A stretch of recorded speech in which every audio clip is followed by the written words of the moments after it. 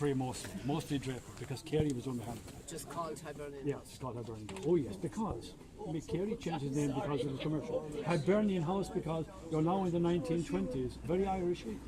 So if you want to call yourself and give yourself a certain air and stuff. Nothing changes in business. Can we tidy up a little bit again so I'm not calling it out? That was Fogarty's, that was a pub.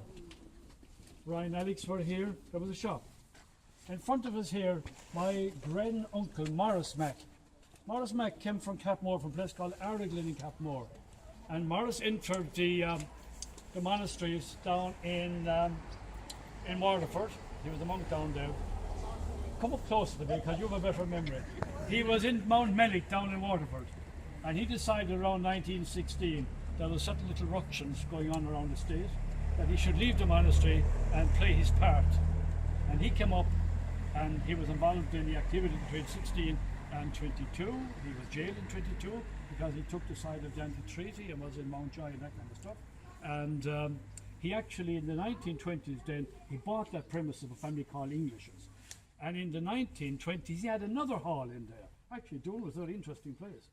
Christopher Bowram was the 50s, but Morris Mack had a hall here in the 1920s. And he used to stage plays here. And he used to do them on a Saturday evening.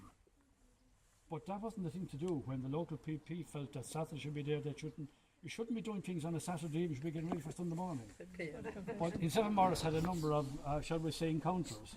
But Morris, I think, he'd been out there, he had done a few things in his time, and he held his ground. And my mother and my aunt, Michael's mother, would tell me stories about how they used to go to the plays here.